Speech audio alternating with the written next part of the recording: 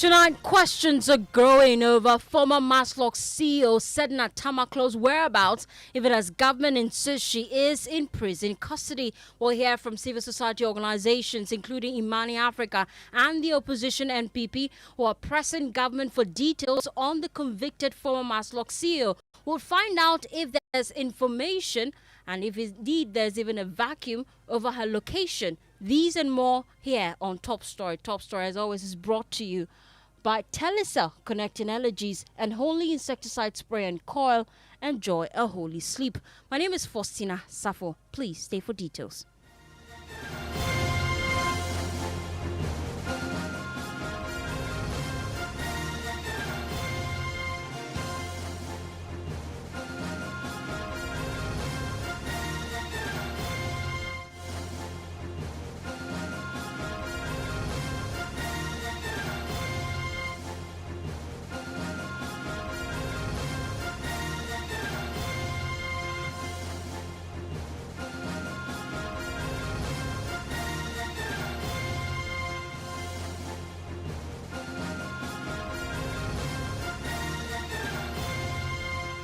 Joy 99.7 FM.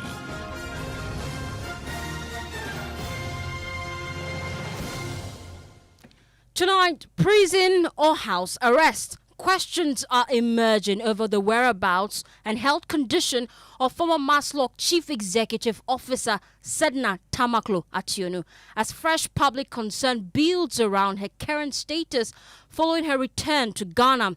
Minister for Government Communications Felix Kwakye-Ofosu, in a Facebook post on June 9, confirmed her arrival and stated that officials of the Ghana Police Service and the Ghana Prison Service had taken Sedina Tamakloe into custody and were making the necessary arrangements for her to begin serving her sentence.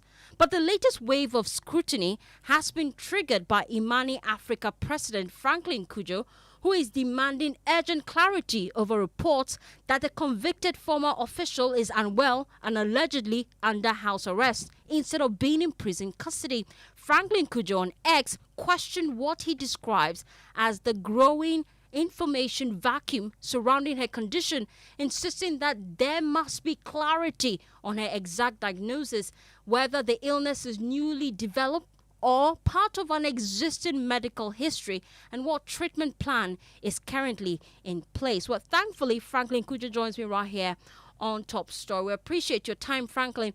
What exactly is driving your concern at this time? Well, hi, good evening. Can you hear me? Loud and clear. Okay. So, I guess every citizen demands that I mean, have the right to know. Just 1 second. We have the right to know information about, I mean, whoever is of interest to us, right? I mean, this is a matter that we've all spoken about in the light of our good father who has neglected us, who has absconded the streets of the country. Franklin, I'm struggling to hear you. You have to position rightly and try again. I think my line is straight. Okay. We're still trying to get Franklin Cudjoe to reconnect with us. Hello, is this okay? Much better now, Franklin. Okay. Right. So, what I was trying to say is that this matter is of interest to every Ghanaian, especially in the wake of, the stories around our good father who abandoned us kind of forever and is seeking greener pastures in the States. And I think that is important that once we have those arrangements where Madam Sedina Tamakloe was successfully repatriated to Ghana or extradited to Ghana, it is only fair that we get to know about her whereabouts, next steps. Very important. We are not saying we want to see her. I don't think it's even fair to say that you want to see the person. We don't need that. But Frankly, it's important that there's some clarity. Don't you trust government? Government says that she's in police and prison custody. At least that's what government spokesperson tell us. Immediately we got the news that she's in the country, we heard government spokesperson Felix Kwakye-Ofosu tell us that indeed she's in police and prison custody. Is it the case that you do not trust him? Oh, do you know the prison? Do you know the prison particular? Do you know where he's being held?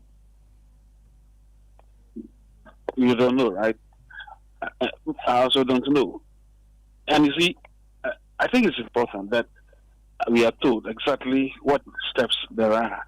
If she's going to serve a sentence, if there are any issues that have to be dealt with, we just get to know. But why do you want to know which exact Sorry? prison? Why do you want to know the exact prison? What difference will it Okay, make? you see, already there are doubts. I mean, there are questions being asked by members of the opposition, and even other Ghanaians are asking questions. Okay, where is Madam Sedina Tamakloe? It is important that at least these questions are answered. And I don't think it is wrong for anybody to ask to see, if you like, even if to see the body or see where he is or she is. It's important. It's not as if she's committed some high treason that we need to keep her away from human beings. I get my point. I mean, it may be a criminal case, but of course, she's still human, right? So it's important that certain rights are accorded and all of that. At least it is important that we know. But because of the nature of the case and then the case we are trying to deal with in the case of Ken. So it is important. You may think it sounds like a political equalization. That is important. If we don't get this one fixed, we can't fix that of Ken. Already Ken has run away, So if we want to get him back, we need to be sure that whoever has been brought back is actually being treated well. Because I'm sure Ken and his lawyers will still make references to what has happened to Madam Tamakloe, and you never know. So it's important that we get to know. That's all. That's all there is. And in this case, I only put up a question in the morning when I had some people also ask questions. I said, okay, so where is Madam Sedina Tamakloe? 5 hours later, someone in government sent me a message and says, okay, she's under house arrest and she's unwell. I said, okay, well, if she's unwell, probably we should know what exactly is the ailment. Also the people are saying, these are private issues, we don't need to know. Look, there are many prisoners in cells in Ghana who are in wheelchairs. There are so many of them who are sick. And probably we know all of that. I'm not saying we should put Madam Sedina Tamakloe's house, placard all over the world, but at least if it is the case, let us know. As we speak, we don't know where she's at. We are not in what's that country called? Burma. Burma. It used to be Burma, right? Today it's called what's the country again? The one that held Aung San Suu Kyi. She's held in. I'll get the confirmation for you. Sorry. I'll get the confirmation for you. Sure. Yeah. Okay, but then so far all we've heard are speculations on social media, concerns about if indeed she's in good health, if she's at home on house arrest. Those are speculations, and government hasn't confirmed either of any of the speculations we have seen on social media. So why are you basing your analysis on that? Well, I'll come back to you, Franklin, for that. I'll come back to you for a response. Okay. But joining me now is Richard Appiah. He's Director of Communications for the NPP. Richard, the party is also concerned about this. Why?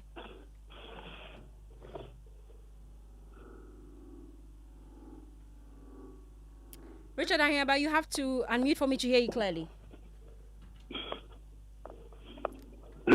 Yes, I'm unmuted. Great. Can you hear me? I can hear you now, loud and clear. Can you hear me? Can you hear me? Yes, Okay. please, I can hear you. All right.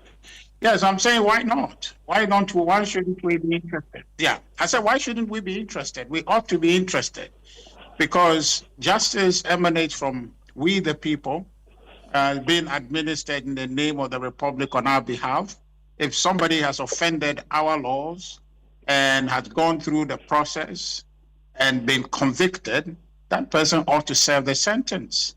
Otherwise, we don't have a justice delivery system. We don't have justice if people are convicted and they are not serving the sentence. They makes mockery of the whole system. So we ought to know. And the reason why this question has arisen, and let nobody trivialize the point, and the question that we want to know is that you can't trust this government. This government has two separate systems that's running, one for its people and one for the rest of us. And so one of their own, having been convicted, we know what they are doing.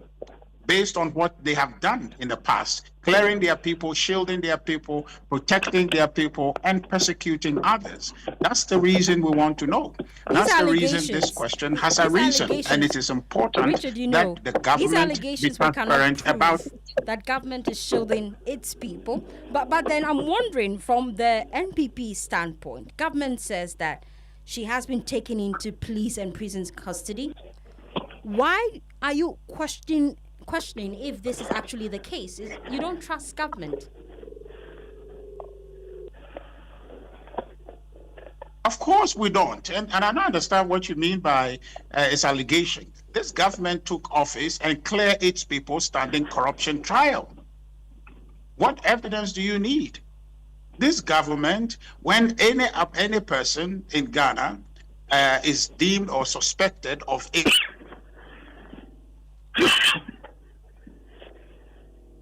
from when an NDC person is required to be interviewed or investigated for any crime. There are two streams that they have created. So you can't trust that government. So really, how many people have gone to jail and then everybody is up in arms that we want to know where they are, whether they're in prison or not? It is with this government that people are asking those questions because we don't trust the government. It is running an animal farm justice where there is one set of rules that applies to its people. If you are NDC and if you are not NDC, that's a different rule. That's the problem. That's not justice. That's discrimination. And we're saying that ought to stop, because what we have is a system for all of us, a system that the NDC is subject to, that all of us are subject to and are equal before. So if they are administering that system where we are all not equal before the law, it ought to concern you. And we don't have to be quiet about it. This is not politics. This is about holding the system to account for the purposes of ensuring its continuity, its stability, and its growth. That's the question. So we have every reason to know, and the government must come clean and tell us where in the name of God is our sister. We don't hate her. Nobody is coming after her because she is who she is, but because she has been convicted, and we all want to build confidence in the system, and so therefore she ought to be seen to be serving her sentence. Otherwise, it is not a fair system. But that's Richard, the question, and that's the need that we have, and the government really must come clean and tell us. Government has come clean. They say that she's in police and prison custody. At least that's what they tell us. You don't believe that? How can I believe that? You just heard Franklin tell you that when he raised the question, somebody came and told him that she's in her house cooling off because she's not feeling well. She's not cooling. Why don't we know that? Franklin, you like to say something. Richard, stay with me. Franklin would like to say something. She's not cooling off, is she? Richard, I never said she's cooling off. What I heard is that she's on the house arrest. And she's on the cooling off. But if you're in your house, definitely you must be cooling off in your house. No, but then Richard and Franklin, hold on. Yes. If indeed she's on house arrest, which we cannot confirm because we haven't gotten any information to prove that, isn't she entitled to her individual privacy, especially when it has to do with her medical records, even though she's a convicted felony? No. In my view, I don't think so. Hold on. Franklin, let Richard answer that question. I'll come to you. Sure. I don't think so, because right now she's lost all her rights. She's a convicted person. She's subject to state. And so therefore, right now, unless maybe she's gone to court for some appeal situation, for bail situation that she's granted, even that, she's subject to law. She is no longer a free citizen as you know it in the sense of it, because she's convicted. She must serve that term first of all. So this whole thing where it is as though that she has a choice, she can choose where to be, and the government is according and indulging that option, it is weakening confidence. So if somebody else is tried tomorrow and the person wants the same treatment, will the government afford it? Madam Sedina Tamakloe left Ghana in 2021 to go seek medical care, and she didn't come until 9 June. How many years is that? About 5 full years when she was gone. Okay, what kind of disease? Right now, we should know. We should know, because really what it is that tomorrow somebody can cite how she's being treated with kid gloves, or treated almost as a royal. But I recall, Richard, that when Kenneth left the country, one controversial topic was the declaration of his medical records. Ghanaians wanted to know why exactly he is so ill he cannot come and account for some of the charges before him. So that argument was also made by the NPP at that time, I recall, that this is his private medical record, and so it shouldn't be out in the public domain. No, it doesn't mean it cannot be out. It can't be out through the proper systems for it to be out. But in any case, Ken and Sedina are not on the same level. Ken has not been convicted.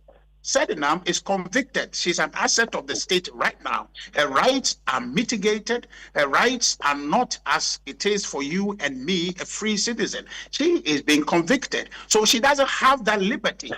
She doesn't have that liberty. The state should have access to that, because really what she's saying is that when she has offended our laws, which all of us have made, that nobody do A, but when she has done A, she loses the rights to be in line. She's out of line. And so therefore, the punishment appropriate must be given. In giving that punishment, she's in the meantime lost all those rights, okay, that she has as a liberty. She is subject to the state's rule. So when she's brought here, immediately we must know where she is at, which must be in prison serving that sentence. You understand? Now, right now, we are learning bits and pieces of information. And the question is that because she's an NDC operative, because she is a former President John Dramani Mahama appointee, okay, so she is being treated differently. Otherwise, when Kobra Edubwai, when he returned to this country, he has not been convicted of any crime. He was grabbed from the airport and sent to BNI or Ioko custody. Okay. Richard, stay with me. I have someone who can answer most of your questions, so it's a good time to bring him into the conversation. It's important I let you know that we tried reaching the prison service. We spoke to Superintendent Latif. He's PRO of the prison service. He says he's making checks to confirm if indeed is in prison custody, and all the speculations on social media, he would confirm that and give us feedback. But I have government spokesperson with me, Felix Kwachi Ofosu. We appreciate your time here on Top Story. We want to know, where is Sedina? First of all, I must criticize your conduct as media, especially your station. I issued a statement sometime on Monday and indicated exactly what had happened to Sedina. I told you she was in the custody of the Ghana Prison Service. Then an individual goes on Facebook and makes a post that you have not verified. That individual does not tell you where Sedina is, or what sort of house arrest he is in, or which house he is in. Then you pick it as a topic. You go and call the MPP to come and rave and rant over things that they have no information.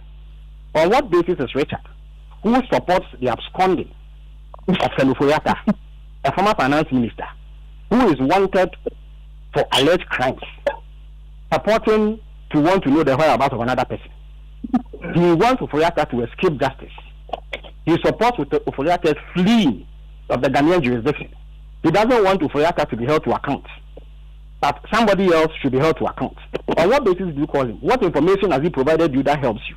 Why do you think that the statement I issued should not be believed?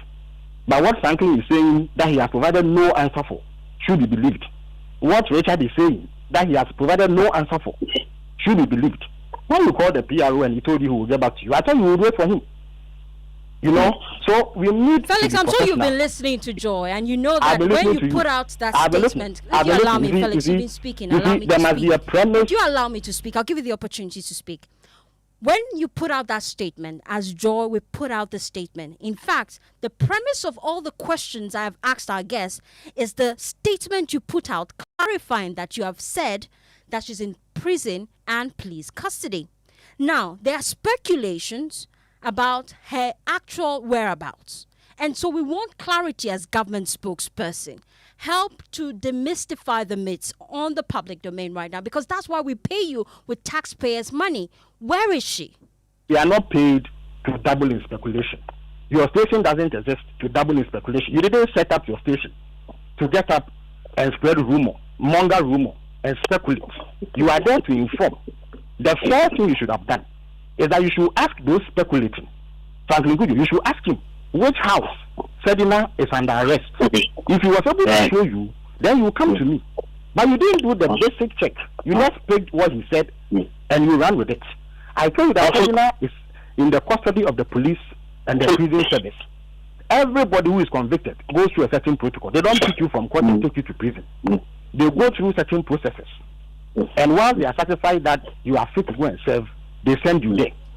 So when you call the prison's officer and he told you that he will get back to you, you should have waited for him and then get his side before you go ahead to broadcast. So it is not about speculation. It is true that I'm paid to provide information. I provided you information. You don't think that it suffices. But somebody's speculation that is backed by no evidence, nothing, is sufficient for you to go on air to do a bulletin. That is what I'm decrying.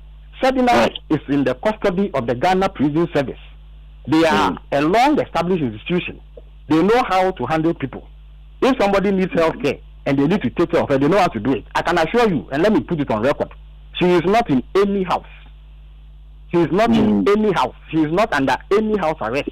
If Franklin Kujo tells you that, he is not telling you the truth. Let him name the so-called top government official who told him that. Then we'll have a discussion. But as of now, she is under prison custody. And as and when the prison authorities are, they will speak to you. I think that is what we need to do. Confirm from me, what is her current condition, medically speaking? I don't have information on her medical condition. It is not my place to disclose medical condition. But I have told you that she's in the custody of the lawful agency that takes care of prisoners. Every prisoner is in the custody of the prison service. They decide where they send the prisoner to serve the sentence and what modalities they put in place for that to happen. That is precisely what is happening to Sedina. So please stop the speculation. Unless and until those speculating bring you evidence to the contrary, the government position stands. Well, stay with me, Felix. Franklin Kujo is with us. Franklin and Richard, government says that their position stands. They insist that she is in prison and police custody. Do you have contrary evidence? First of all, Felix, good evening. I think it is important to make the point that, look, nobody's, certainly I'm not speculating. I only ask a question. Since you told us that the person is in prison custody, I don't think that she's committed high treason, that we should be hiding her. So where is she? Which prison? Where exactly is she? Can you tell us? Franklin, hold on. Let Felix answer that question. Felix, which prison or police station is Sedina being held as we speak? I will answer that presently. But the first question that I should ask, because you brought up the matter, I was sitting somewhere when you called me. Franklin, do you know for a fact if Sedina is under house arrest? And which house? No. I've never said so. Then there's no issue. So I only said, listen. So listen. Hold on. First of all, we are not having a quarrel. Gentlemen, I know. I'm hearing a conversation here, so please allow me. Let's please, put it on record. Franklin, that the claim. Hello. Yes, please.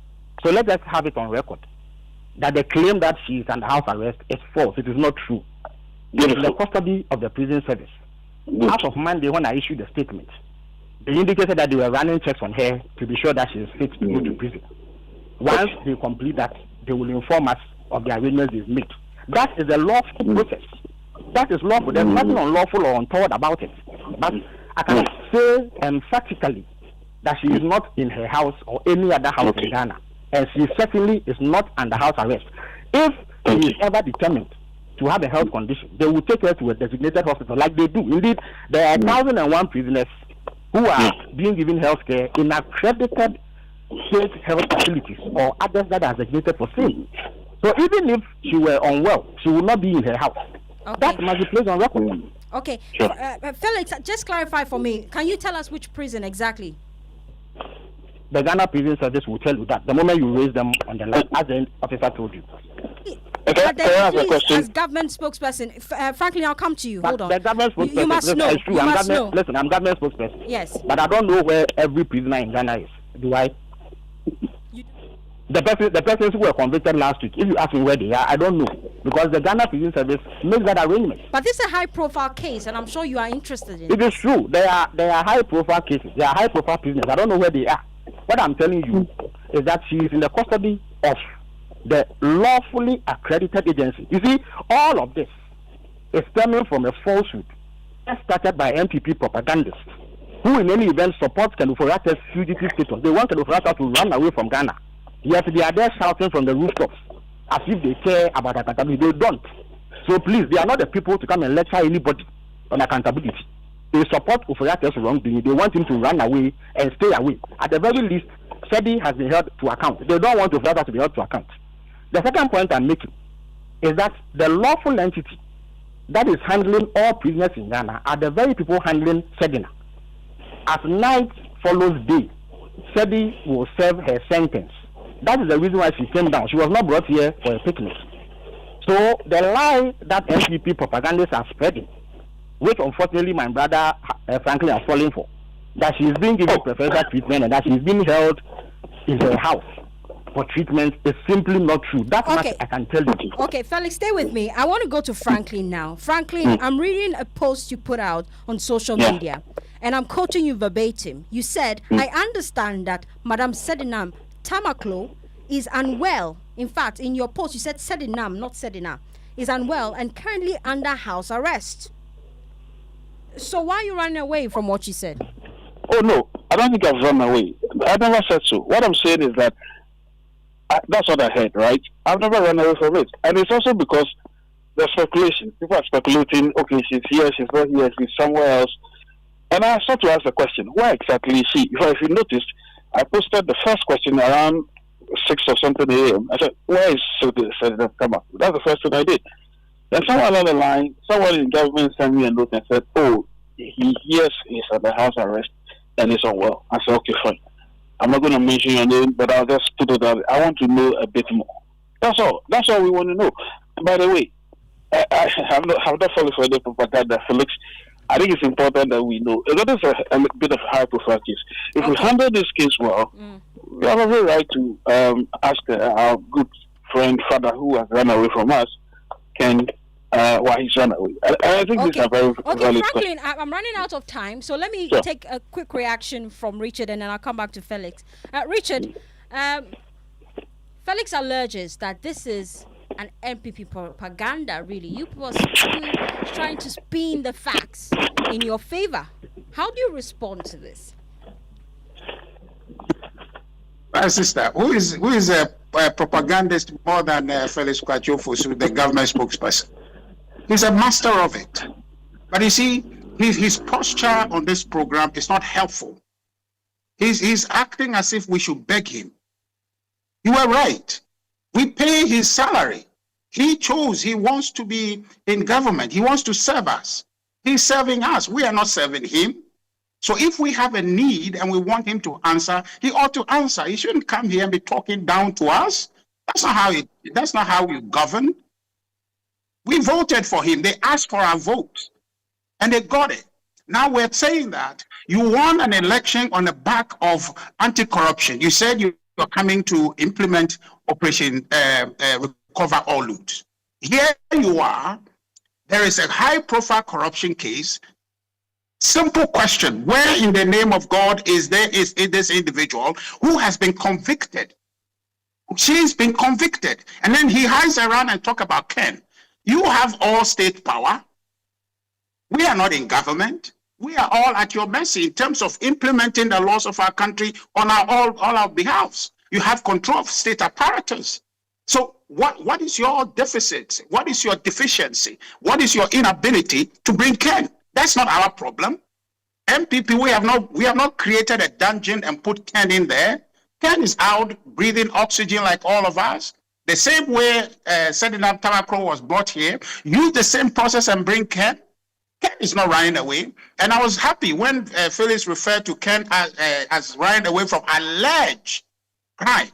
or alleged allegations. He has not been committed of any crime. And fellows know very well that in our country, you cannot presume anybody guilty until he is declared so by a competent court of jurisdiction. Okay. Okay, Richard, so if you are sitting here, just let me learn for you. Okay. So Felix is actually not doing himself and this government any favors. When citizens are not clear in their mind, when there's perception that this government is shielding its people from corruption, and there is a concern such as this, and he doesn't come here to provide an answer, rather come here and propagandize and blame people and feel that we, the citizens, owe him Richard, an explanation. That is a problem. That is a big problem.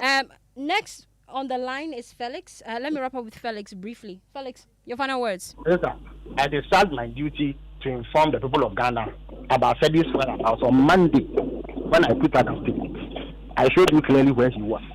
Subsequent to that, MPP propagandists have gone around to spread lies that Sedi was being feared. Today, Franklin has posted that she is in a safe house. I've told you that is not true. In any event, he hasn't even provided any evidence for it. So let Richard not run away from the subject.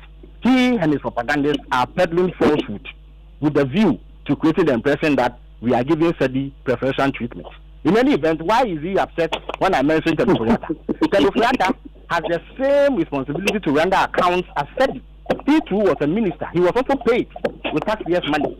Law enforcement officials in Ghana see he has been involved in the theft of millions of dollars belonging to the people of Ghana, and so he should come home to answer. He fled the country and he is fighting tooth and nail to escape scrutiny and justice in Ghana. It is also a legitimate point that the citizens of Ghana can raise. Sedi has been convicted, and she is not the first high-profile person to be convicted. Indeed, there are people who were higher up in government than her who served their sentence under an NDC government. So the impression that is being created that some extraordinary circumstances are arisen and that something is being done to favor Sedi is simply not true. She is in prison custody. That is a fact that nobody has contradicted as I speak to you. My sister, when anybody is sentenced to prison, never have we gone to prison to show anybody pictures of people who are serving their sentences. It doesn't happen ever.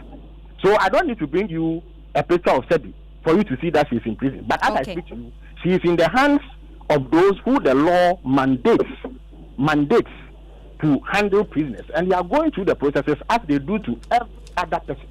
That is the point that I want to raise. Okay. Thank you so much, Felix Kwachiofosu, his government spokesperson. Earlier I spoke to Franklin Kujo.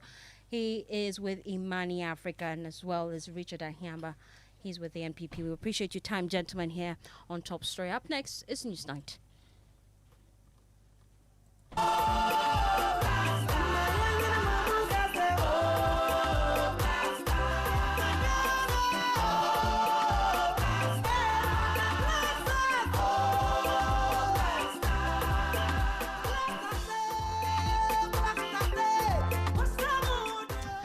It's World Cup 9 in Toronto, Canada, when Ghana's Black Stars begin their campaign against Panama in the first Group L clash. Kickoff is near, and we have live updates from the camp, plus the mood here in Accra as fans gear up.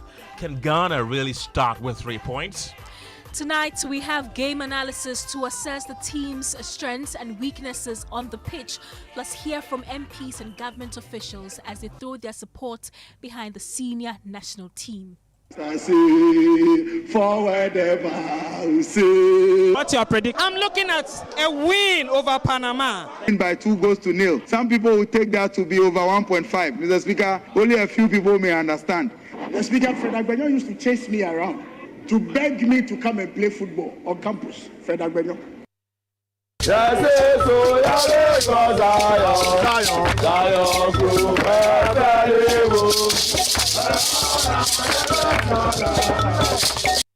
And later, government is moving to break the cycle of political appointees walking out of office, then cashing years of salary arrears later.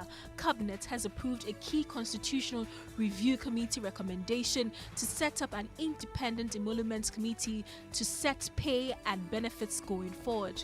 And one of the issues in there is the formation of an independent emoluments committee to replace this committees that we formed. That has been accepted. And I can reveal that has been accepted by government. So what that will do is it's a permanent body, independent, and that they will determine everybody's salary from the president to the messenger. In business, We bring you reaction to conversion of 147 rural banks in Ghana by the Bank of Ghana. And a bit later, Ministry of Interior lifts sanctions on use of motorbikes in Binduri Township and its environs in the Upper East region with immediate effect. We are live in the area for the very latest. The latest of these and many other stories are coming up in the next 45 minutes. Remember, you can be a part of the show by sending us a WhatsApp on 055 11 11 997. My name is Kenneth. Gyasi. My name is Gemma. Appiah. Details shortly.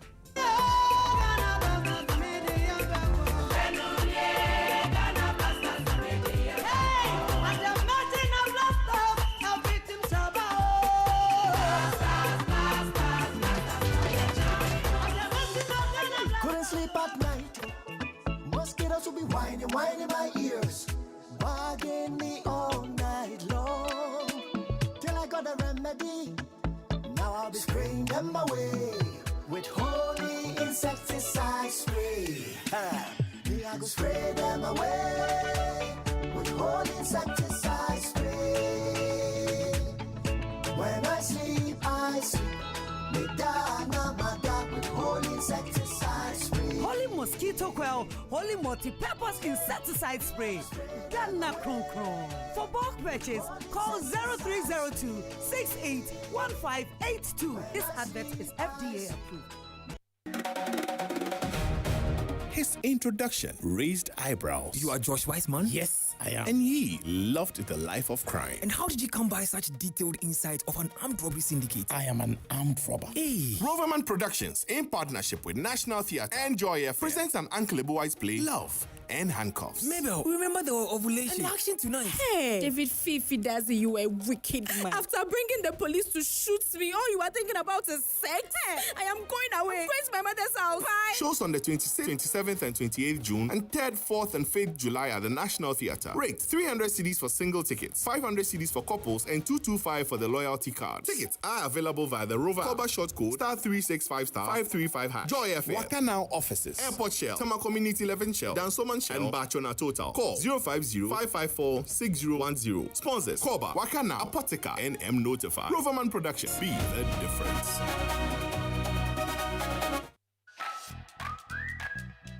Father's Day is here again. Time to celebrate the men who inspire, protect, and provide. Reward him in style with something spectacular from Woodin.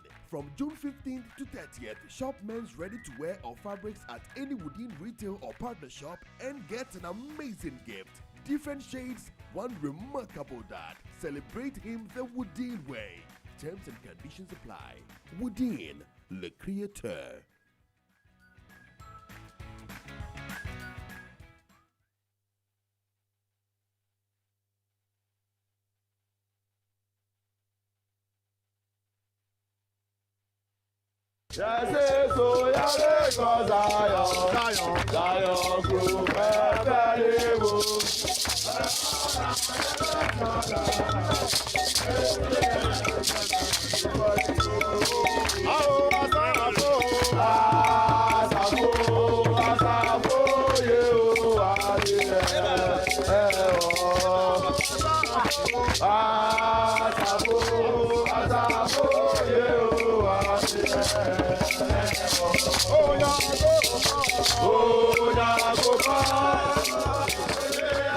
And tonight, all eyes are on Toronto as Ghana begins its World Cup campaign against Panama with less than 5 hours to the tournament. And with less than 5 hours to kick off, excitement among football fans has hit fever pitch as Ghanaian supporters are in high spirit for a win. The build-up has been dominated by questions over how the team will cope without deputy captain and midfielder Thomas Partey. Many fans believe the Black Stars still have enough quality and experience to make a winning start. For The head coach and his players, tonight's game is more than just an opener. It is an opportunity to seize early control of Group L and send a strong message to rivals England and Croatia. Across Ghana, some fans are predicting a comfortable win, while others are urging caution against the Panama side. We hit the streets of Accra to gauge the mood and hear what Ghanaians are predicting ahead of tonight's crunch encounter. Ghana. Panama today, Ghana go win 3-1. No problem at all. No problem at all. We have men.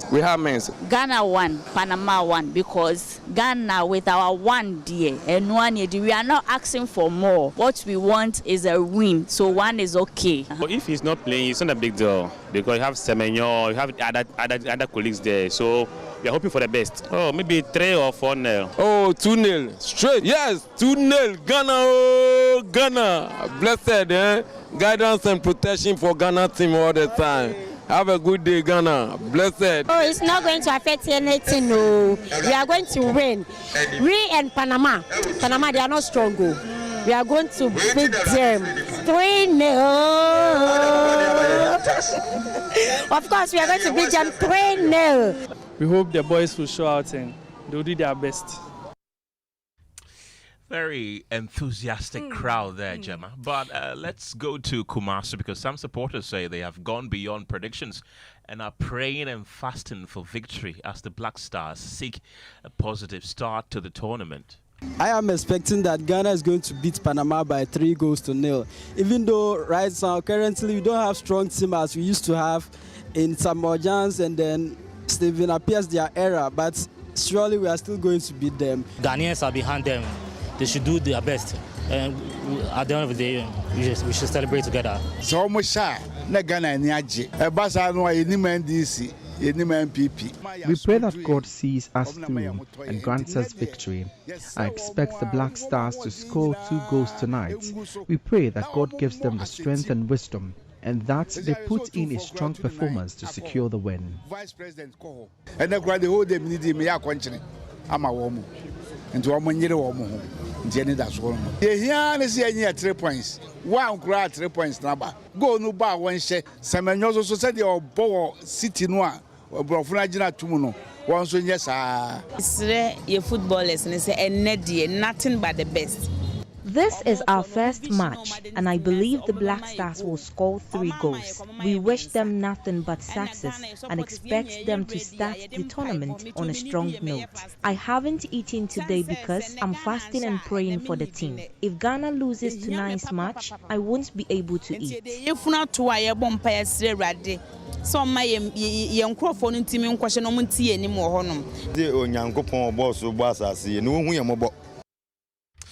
Wow. Gemma, have you eaten already, though? Because I have.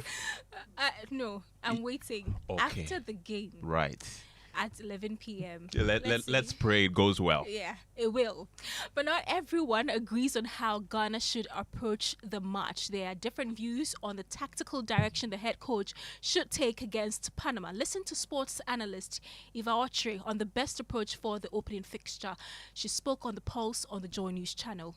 The star power, undoubtedly, you need it. I remember how in Qatar, Kudus would step onto the pitch and the entire stadium would start screaming Kudus everywhere, you know. So the star power is important. It's most unfortunate that we are losing such key players. In the middle of the field, you have Thomas Partey providing leadership and a cool head for us, some stability and progressive football for us. And we are missing him, which means that we have an entirely new midfield. Our defensive setup is also new, you know, with the absence of Jiku, we've had to tinker a lot.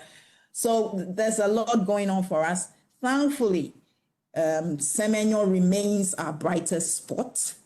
So we a lot rests on his shoulders for this game. But these absentees through injuries have really hit us hard. And that's why we start off not too confident. But I believe that in the absence of these known names, these big boys, there's an opportunity for up-and-coming stars to break through and show us what they are capable of doing.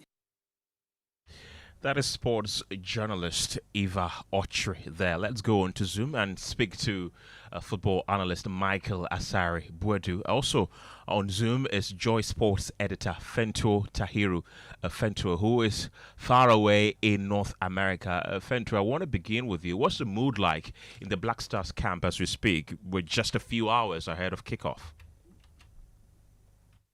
Yes. Let me know. Can you hear me? Yeah, I can hear you. Loud and clear. Good. Yeah, welcome. This is coming to you live from Toronto. We are currently inside the Black Stars Hotel. It's called the Delta Hotel downtown. And as you can see, for the benefit of those who are listening on radio right now, probably stuck in traffic, the lobby of the hotel is raining with a lot of yellow and red. Most Black Star supporters have filled the entire hotel lobby. You can hear chatter among supporters, some of them asking eagerly for tickets, others excited and looking to spot a Black Stars player walking here or out. A few minutes ago, Asamoah walked in here and he was immediately swarmed by a sea of yellow and red, looking for pictures. And a few minutes before that, we saw the GFA president also come down here. And that has been what has been the activity level at this hotel here as the Black Stars prepare for that game against Panama, which is just in about 4 or so hours. Soon, in about an hour or so, the team should leave here and head straight to the stadium. But a lot of the supporters here as well, they have organized a float that will start around 3 p.m. local time from Stanley Park. And it's basically a group of Ghanaians coming together to start some Gemma session and go all the way to the stadium. I'll tell you what, if nobody mentioned it to you that we were in Toronto and you were just judging by the color of this hotel lobby right now, you would think that we're somewhere in the middle of Accra. So that is just how much activity there is around the Black Stars, how much buzz there is around the Black Stars team as we build up to this first game at the 2026 FIFA World Cup. As far as the mood itself is concerned, today is match day, so we haven't exactly spotted a single player come down. They're resting upstairs, paying attention. We've seen former players coming and go upstairs, go interact with some of the players. Jonathan Mensah was the last one that we saw. He came here a few minutes ago and then walked upstairs, took the elevator upstairs to go say hello to a few of the players. So you can tell that they are keeping the players under wraps in terms of maintaining their absolute focus ahead of this particular game. As much as nobody wants any distractions, and the topic of parties' absence hasn't been an issue of conversation around here. It's almost as if everyone is fully focused on this particular task. Before I came to the Black Stars Hotel, I met a couple of Panamanian fans as well, who were also confident that this is the game that they can win, and this is the game they will win. So while we think Panama is our must-win, Panama thinks we are their must-win, and it is just what it is. So, and I found a very interesting Kenneth tongue-in-cheek from the Panamanian. He said in their language, Ghana means win. So when you say Panama, Ghana, it simply translates to Panama is winning. So the only way Ghana will win is that, so I asked them, what is the translation for Ghana is winning? And he said, the only way I can say that in their language is to say Ghana, Ghana. So Ghana, Ghana. Yeah, interesting. Ghana indeed. I can imagine the euphoric atmosphere in downtown Toronto, but that also brings a lot of pressure on the players, knowing that they are carrying the hopes of over 30 million Ghanaians on their shoulders later tonight. How are they coping, though? Yeah, I think the team itself has been focused. Yesterday, they held their final training session. Some of the players spoke. Kwesi Zibo was one of those that spoke about how focused they were ahead of this game. The head coach as well, Carlos Queiroz, addressed the press conference, and the messaging was very clear. The only objective in this game is to win. So you can just tell that it's a certain level of focus around this team. They know that they need to start well, because our history when it comes to opening games at the World Cup are great. In fact, in our 4 previous tournaments, we've only won the opening game once. And we lost 3 of our opening matches at the previous 4 World Cups. And the one time we won the opening match, we went all the way to the quarterfinals. So there really isn't any other way of looking at it, except to say that when we have started well, we have tended to do well at the competition. So getting all 3 points at the BMO field is nothing but an absolute must. But Kenneth, if we have a bit of time, I've got some Ghanaian fans here at the Black Stars Hotel that I would like to talk to briefly. What is your name and where have you come from? Do you live here? Yes, I do. My name's Lillian. Okay. Tell me, do you have a ticket for the game or how long have you been here? What are you doing here at the Black Stars Hotel? Yeah, so I'm just here to see the players and to meet my other fellow Black Stars to support Ghana. Yeah. And do you have a ticket? I don't yet, but I'll get one. You don't have one? But yet, but I will get one shortly. You will. But how confident are you that we can get a victory? Also, speak to me for someone that lives here. How amazing is it to have the Black Stars here in Toronto? It's a dream come true. Honestly, like I've always been excited to go to the World Cup. So seeing them come to Canada it's a dream come true. I think that they're going to win. I'm very confident that they're going to win. Thank you very much. There's a gentleman here as well who's draped in Ghana colors, obviously in his Black Stars jersey with 2 Ghana flags. Are they both for you or that the one is for someone else? Both for me, yeah. Yeah, both for me. So I came from Sydney, Australia. Yeah. You came from Sydney, Australia? I came to support our Black Stars. I already have my ticket. Yeah, already. Yeah. So we're going to be at the game and, inshallah, we shall win. Did you come here specifically for this game? Yes. I mean, that is a long trip. Tell me about the whole thing. How long did that take you to get here? So it took almost 20 hours. So I flew from Sydney to Los Angeles and Los Angeles to Canada. Yeah, Toronto, yeah. Wow. Okay. And how excited are you about the game? Are you confident that we'll win? Then you have a prediction. We're winning. Yeah. 2-0. We're winning. We're winning 2-0. Yeah. It's already written. Yeah. Thank you very much. I've got one more fan here and what looks like a well-knitted Black Stars shirt. Tell me all about it. That's a very interesting dress you've got on. The label, they do one for every country and they have one for Ghana. So very unique knitted wear. Yeah. And talk to me about why you're here today. Do you have a ticket for the game or how excited are you? Yeah, for sure. We came from New York City all the way here to Toronto just for the game. We're super excited. Last time I was actually in Ghana for the Couture. So it's good to be in person and support our team. Amazing. All the best to you. Thank you. Okay, thank you very much. So, Kenneth, those are some fans here, as I indicated, the Black Stars Hotel. You can probably hear the hushes in the background. Right. It's really buzzing. It's busy around here. I'm not going to lie. Fento, you've done this job for a number of years now, looking at Ghana's matches that we've played prior to our open against Panama. What are your predictions for this game? Yeah.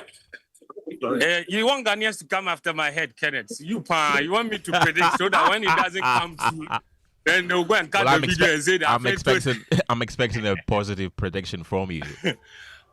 Surely, it's my country, so I have to stay positive. But I think that we've got a good enough team. We've got good enough talent to be able to secure a win. So I probably would think a 2-0 win.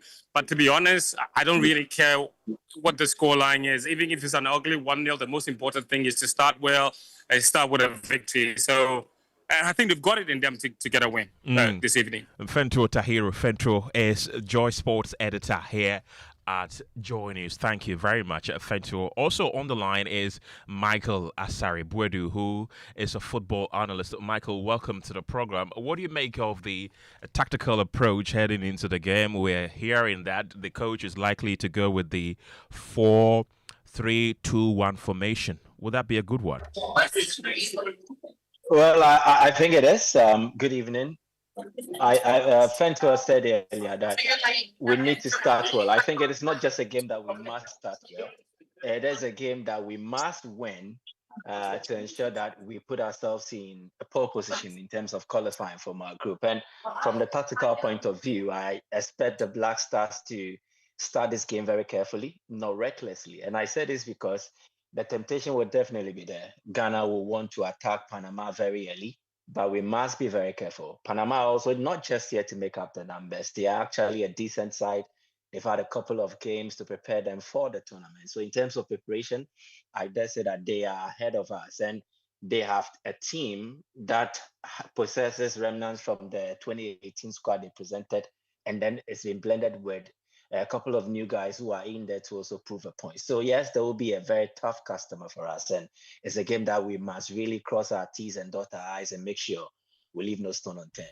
But, Michael, there are some who have said that looking at the three teams you're going to play at the group stage, Panama is the easiest, but you seem to have a different opinion. We should be approaching Panama this game with all the seriousness it deserves. Yeah, definitely we must do that. And I say that because we aren't the Ghana that we used to be in times past. From 2006, 2010, I think that was a time where we were at our peak, but things have been different. Fento rightly said it. In fact, the last time Ghana won an opening game in a major tournament was somewhere 2017 at the African Cup of Nations when we defeated Uganda. In the last tournaments we've been appearing in, we've not won our opening match. 2019, we did not win. We drew 2-2 with Benin. At the 2021 AFCON, we lost our first game to Morocco. At the 2023 edition, we lost our first game to Cape Verde. If you have to add the World Cups as well, then at the 2022 FIFA World Cup, we lost our first game to Portugal by 3-2.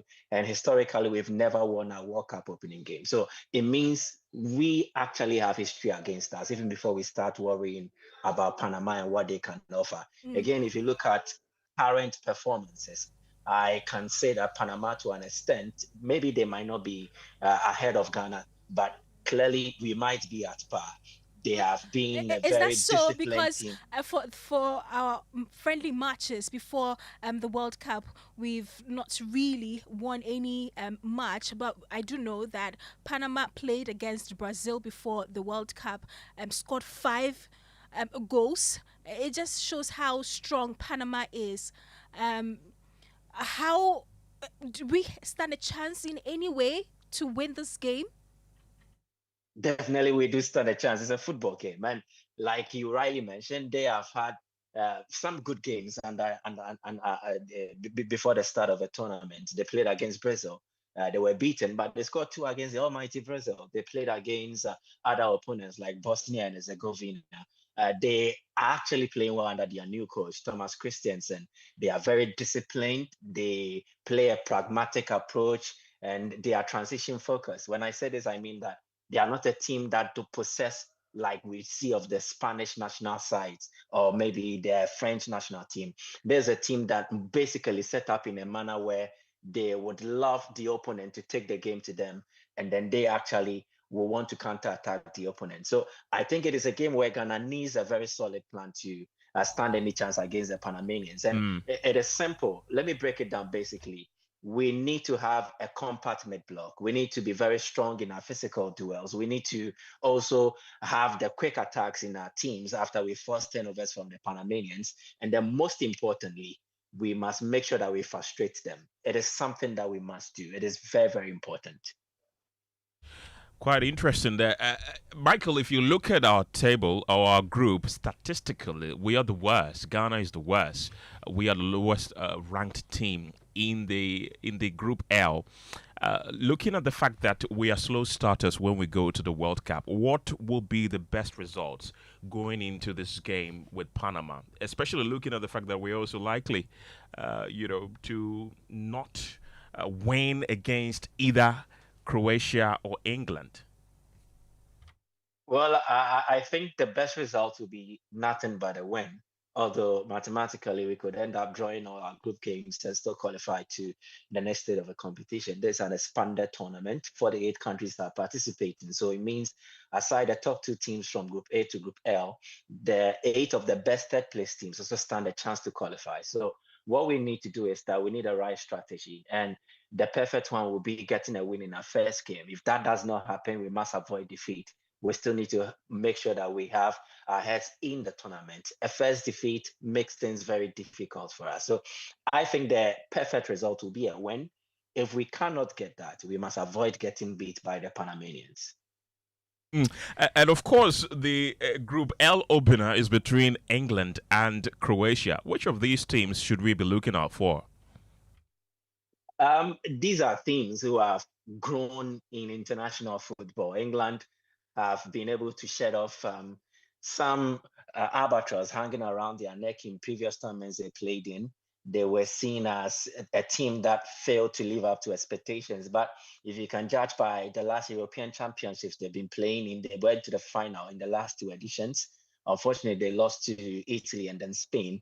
And then at the World Cup, they've been making it to the semi-finals, to the quarterfinal stage. So it should tell you of their pedigree. And they have an astute tactician in Thomas Tuchel. If you look at Croatia, they've been to the World Cup 3 times. And anytime they are at the World Cup, they make it to the semi-final stage. They are first in 1998. And then in the last 2 editions, in 2018, they went to the final with France. 2022, they were in the semi-finals and they won the 3rd place when they defeated Morocco. So these are established teams. They have that pedigree. And then they also have an experienced squad who knows how to manage things or situations when it gets to big tournaments like this. And that puts us at a disadvantage. It means the only realistic team that we can defeat is Panama on paper. In reality, we need to do our job right. But I think the England versus Croatia game will be a very tactical game. It's not one that those who love football for the aesthetics will enjoy, because Croatia will not really want to open up and then avoid conceding a lot of goals against England, who are the team who are considered the favorite for this game. So it's going to be a very close encounter, very cagey, not so open. And I don't think for those who love their football to be free-flowing, to also record more goals, I don't think they will enjoy England versus Croatia.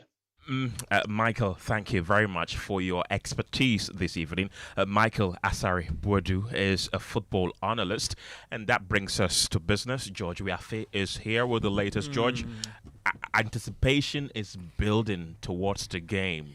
Are you looking forward to it? Obviously, as a Ghanaian, I am looking forward to the Black Stars winning. And there's a tournament that at least the 3rd best team has a chance of going to the next stage. So I think that it's a must win. We have to. There's no team in this group is easy. It's an easier group or it's a cheap group. But again, if I watch the Black Stars games in previous tournaments where they rose to the occasion when nobody believed that they would have done it, against USA, against Czech Republic, Germany. Anything is possible. I agree.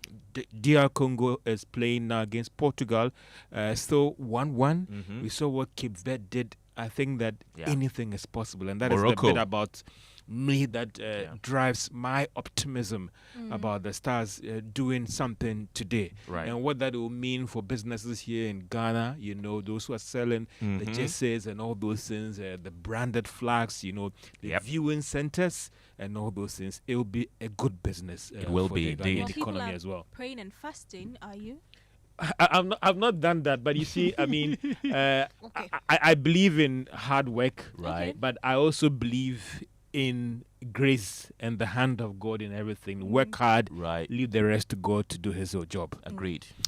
Well, coming up in business, finance and banking lecture, Dr. Benjamin Amoah describes as prudent moves to convert 147 rural banks into community banks, and some industry players welcome moves to harmonize cocoa prices between Ghana and Ivory Coast, but they raise some concerns. The business news on Newsnight is brought to you by MTN Business. Welcome to the new world of business. Kingdom Books and Stationery, your number one stop shop for all your office essentials.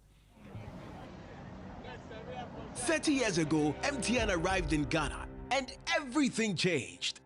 Now, to celebrate 30 years, we are giving back big time. The MTN at 30 promo is here. 9 Toyota Land Cruiser Prados to be won. Over 10 million Ghana cedis in rewards, plus so much more. Connect to your everyday hustle on MTN. Make video calls. Browse the internet for business with family and friends. Connect your home to MTN Fiber. Make that money move on Momo and stay ahead, because every move counts. Ghana, let's celebrate 30 years of MTN with the MTN at 30 promo. Use more MTN services, build more points, and win big. Dial *530# or visit the My MTN app for more.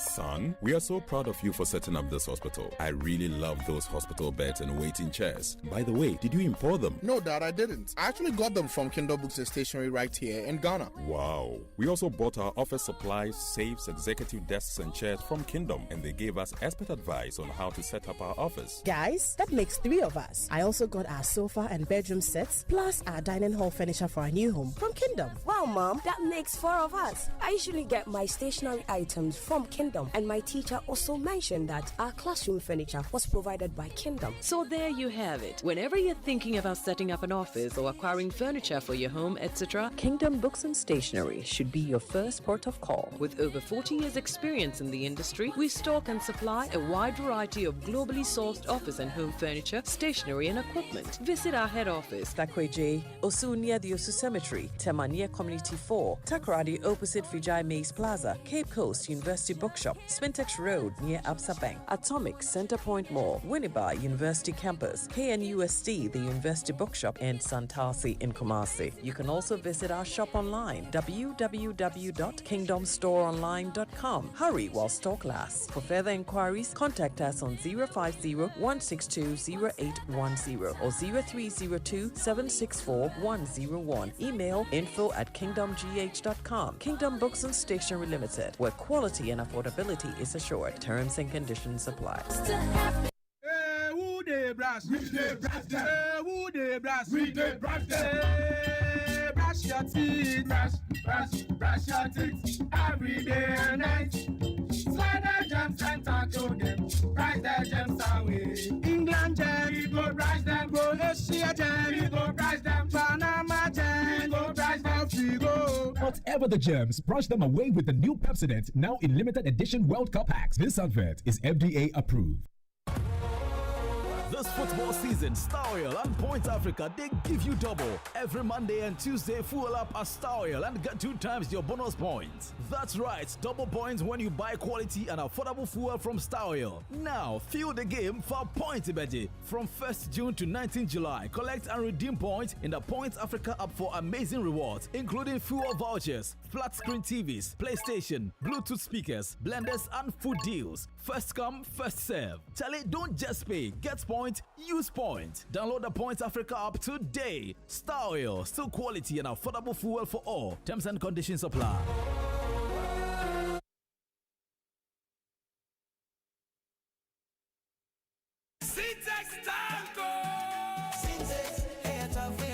If you want quality, this be where you belong. Hey, tough, hey, strong. Oh, gonna shout and sing the song. When the sun they hot, syntax no break. When the rain they fall, still no shake. Builders they choose and plumbers they prove. Any project you they start.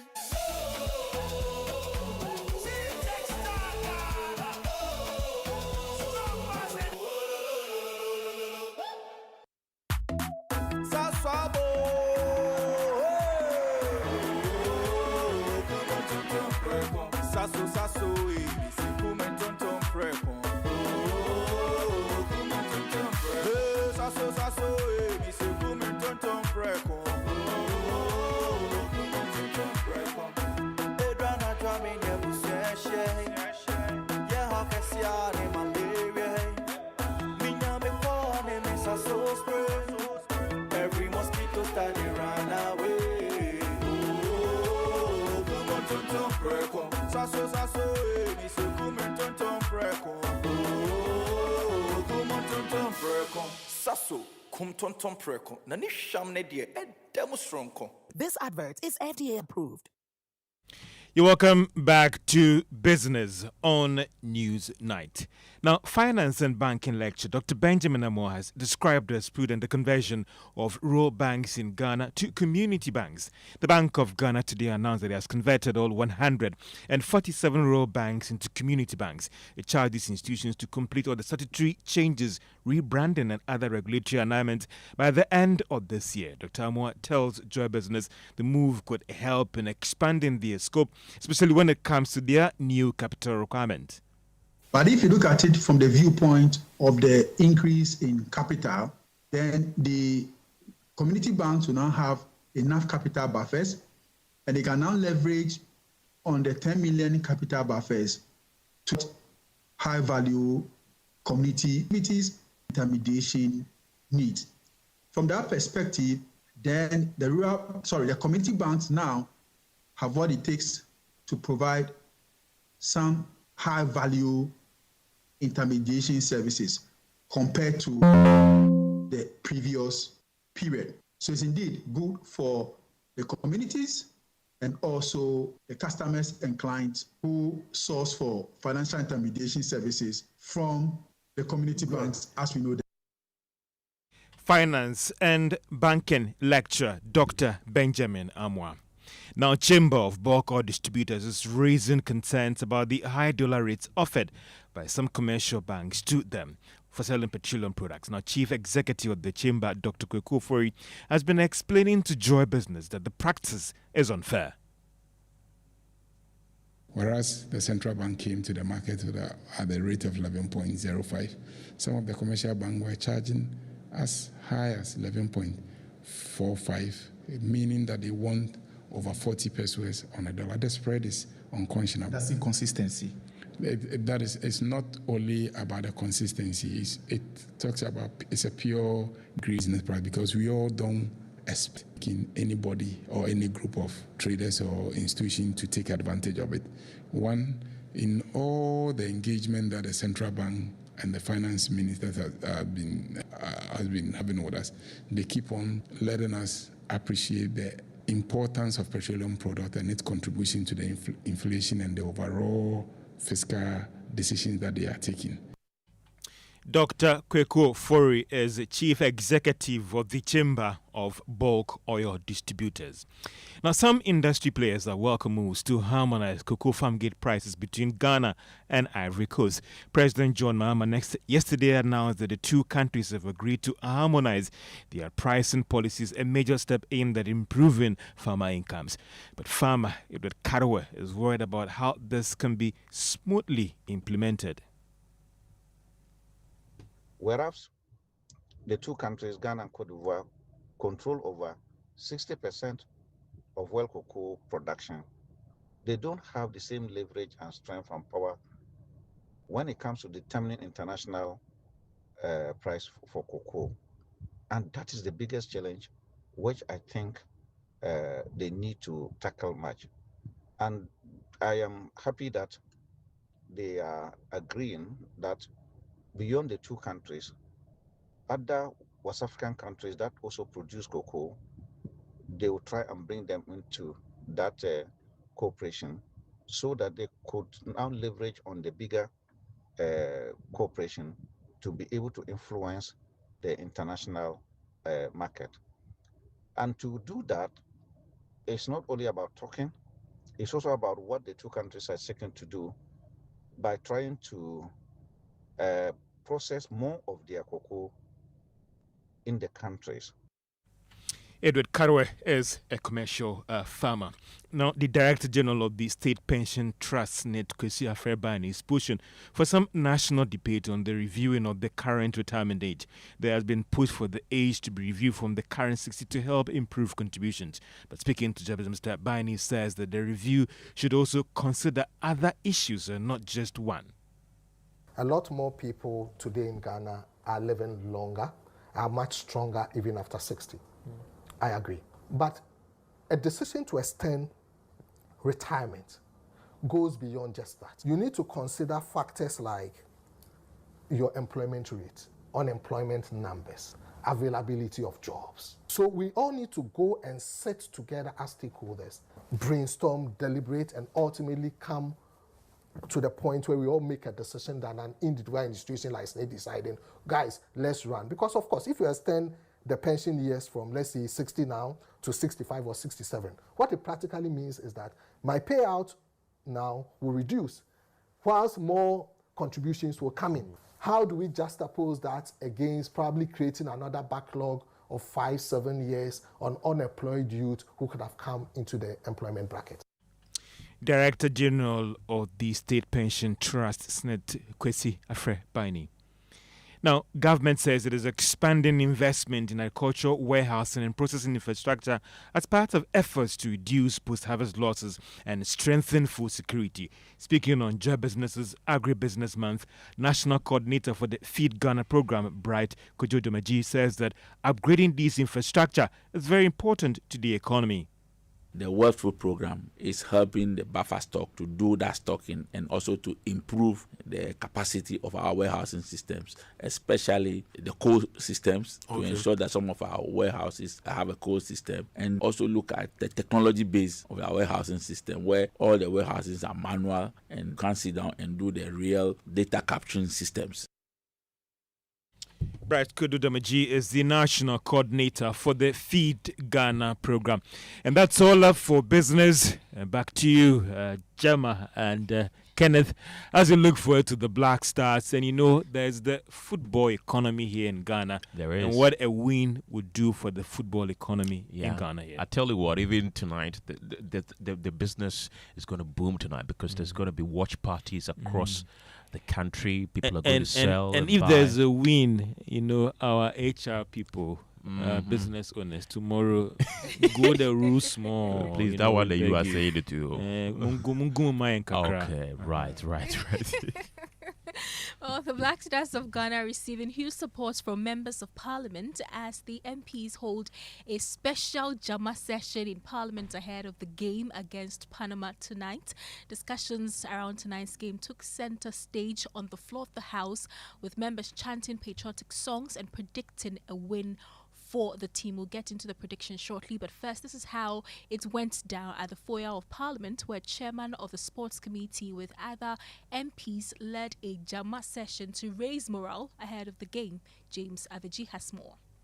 What is happening here at the foyer of Parliament, right at the entrance of Parliament, where MPs are in hot Gemma sessions as part of the support for the Black Stars ahead of 11 p.m.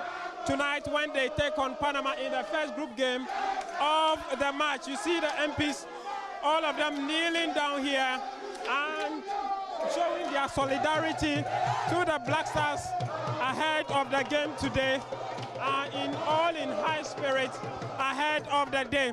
Let me try and get one or two of the MPs to speak to. Araba Zuera Mohammed is the MP for Salaga North. We should come together and support the Black Star. Today they are flying our flag, the most beautiful flag in the whole world. That is the Ghana flag, and we owe it to them to give them the full support in order to bring us honor and glory to this country. What's your prediction?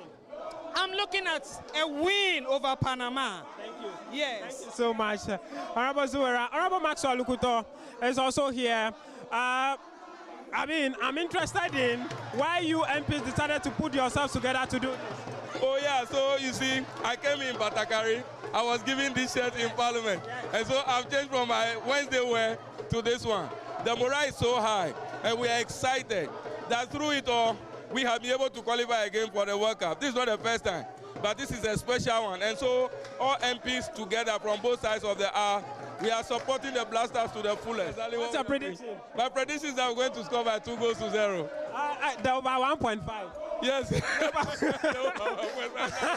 Exactly. So that's what we are going to do. Thank you very much. He is the chairman of the Sports Committee of Parliament. We have about 10 African teams playing in this tournament.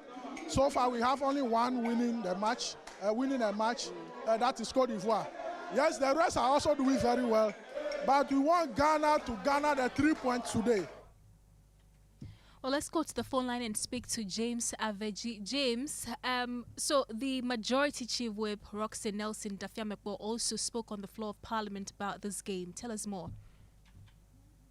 Yes, Gemma, so he took the discussion, the statement from the members of Parliament, and we'll hear from him shortly. But before the Gemma session, some MPs started by chanting patriotic songs and some Gemma songs on the floor of the House. We can listen to MP for Salaga North as well as the MP for Appiah on both sides of the House on what happened before the Majority Chief Whip.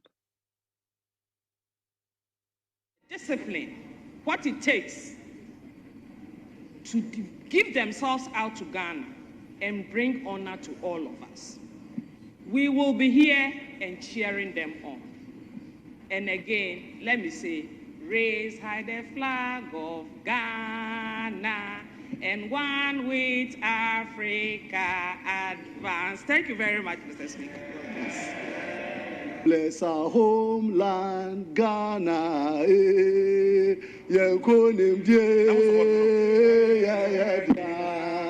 God bless our homeland, Ghana.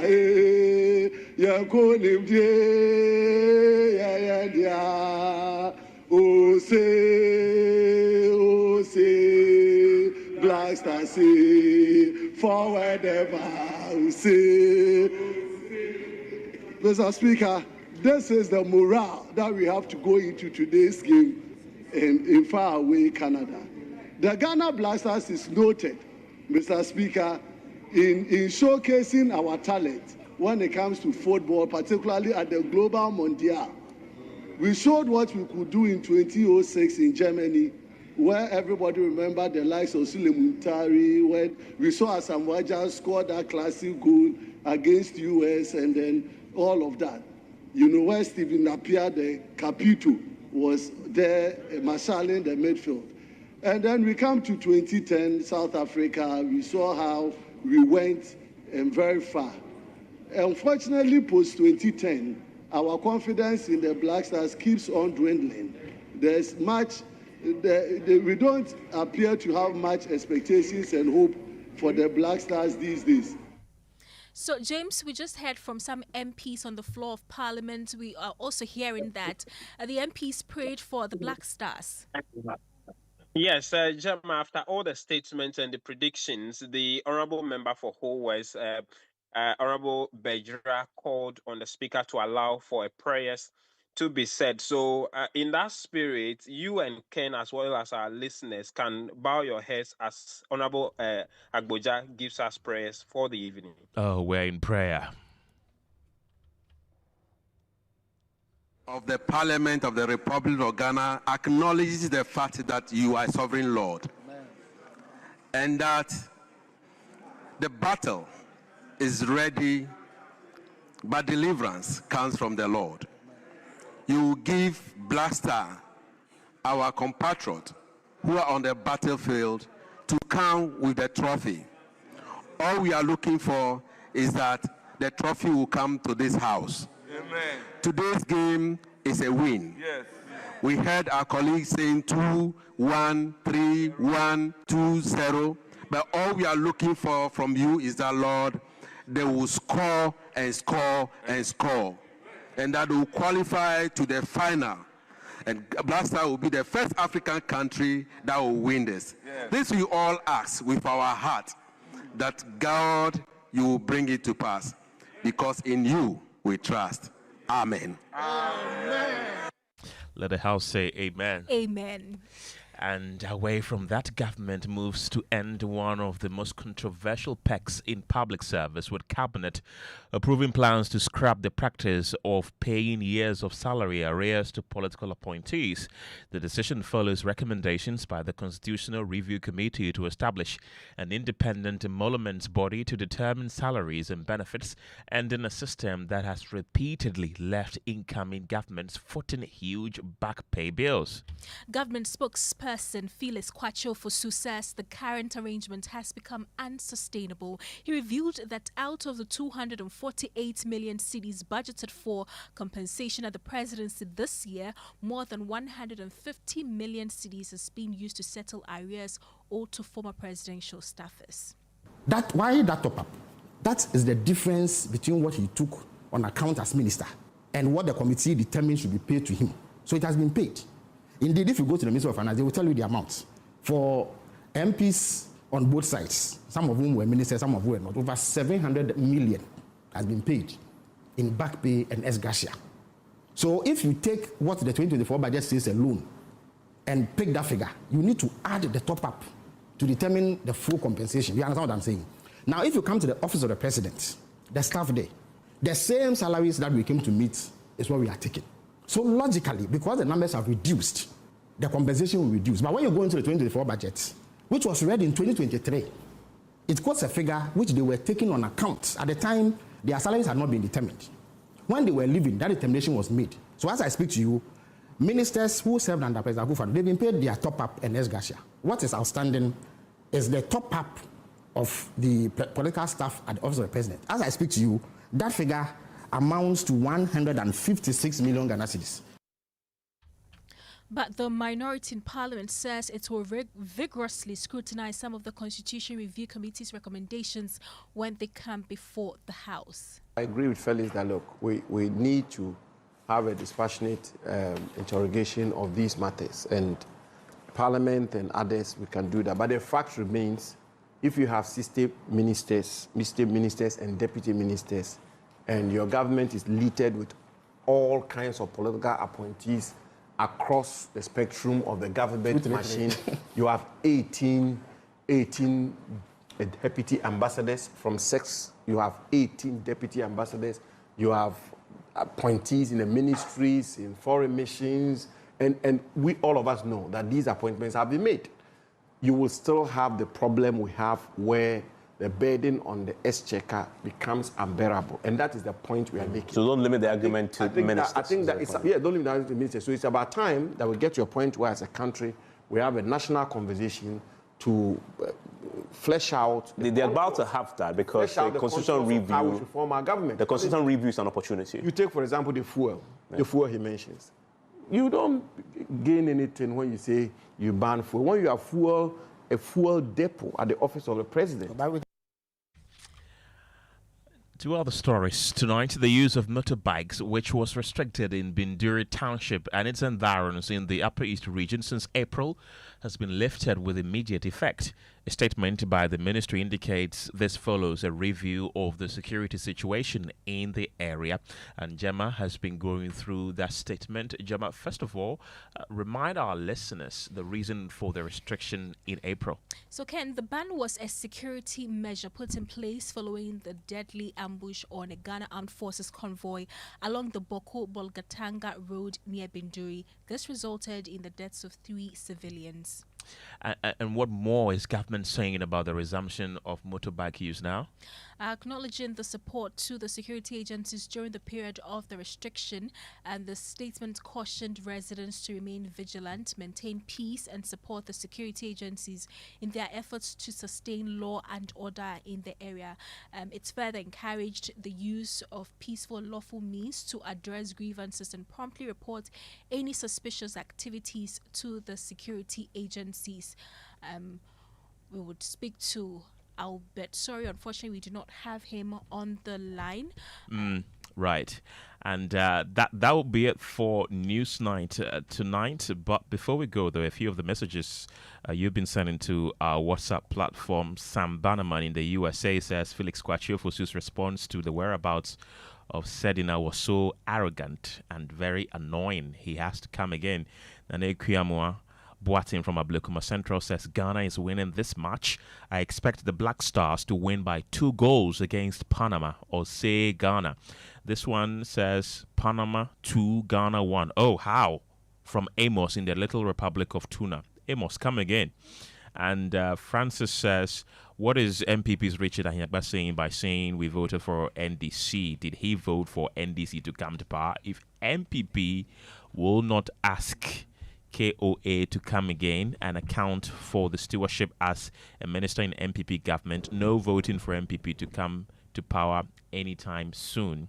And this one is Matilda Ama from Keta, who says that God bless our homeland Ghana and make our nation great and strong. Well, just before we go, let's find out. England will be playing against Croatia at 8 p.m. We bring you that match.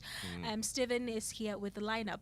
Yes. England, Croatia, very important because we're in the same group with them. Exactly. Whatever happens to them would affect us one way or the other. So what's the lineup? Yes. So one of the key players will be Pickford, Reece James. We've seen Declan Rice also in the team, Jude Bellingham and Harry Kane all in the lineup for the England versus Croatia game. We've also seen Modric also in the lineup against England.